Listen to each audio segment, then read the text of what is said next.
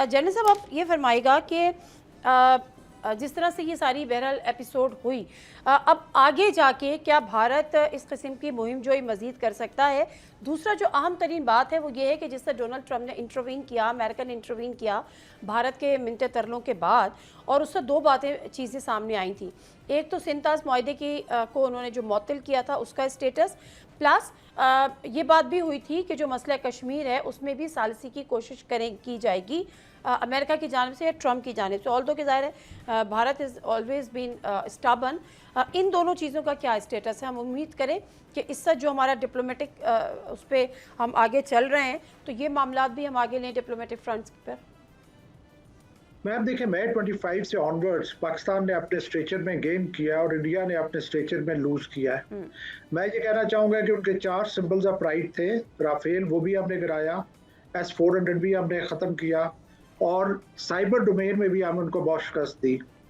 और जो शिकस्त हम उन्हें दे चुके हैं उससे उनकी एक तो उनकी जो इनएडिक्वेसीज है सिस्टम की वो बहुत क्लियरली इमर्ज हुई हैं, और जब तक वो अपनी इन एडिक्वेसीज को एड्रेस नहीं कर लेता, जो कि मेरे नज़दीक कम अज़ कम 2 से 3 साल लगेंगे, इससे भी ज़्यादा अरसा लग सकता है, वो दोबारा पाकिस्तान की तरफ मैली आंख से देखने की हिम्मत नहीं करेगा। बिकॉज अभी अगर उसने किया तो उन एडिक्वेसीज के साथ उसको उससे ज़्यादा पहले से ज़्यादा नुकसान उठाना पड़ेगा।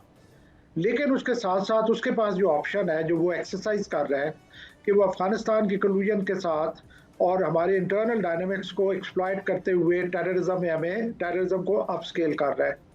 और एज फार एज ये जो मैं ये कहूँगा कि सफारती लिहाज से इस वक्त पाकिस्तान की बहुत एडवांटेजियस पोजीशन है। जबकि हम इमर्ज हुए हैं as an agent of peace, India emerge हुआ as an agent of conflict.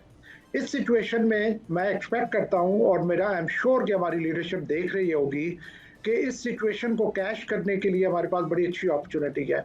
कि इंडिया की पहली तो बात है कि जो स्ट्रेटेजिक बैलेंस है वो पाकिस्तान की फेवर में टिल्ट हो चुका है, और दूसरा ये है कि जो हमारे अमेरिका के साथ रवाबत है उसकी बेसिस के ऊपर हम जो है वो कश्मीर रेजोल्यूशन और इंडस वाटर ट्रीटी के ऊपर डेफिनेटली कंसेशन ले सकते हैं। ठीक है, बिल्कुल, और हमें मेरे ख्याल लेने भी चाहिए। इमरान इस्माइल साहब, जिस तरह से हमेशा ये बात हुई ना, और आपने भी ये बात की कि अवाम जो है वो फ़ौज के साथ खड़ी है। DGISPR की प्रेस कॉन्फ्रेंस में उन्होंने भी कहा कि अवाम फ़ौज से, फ़ौज अवाम से।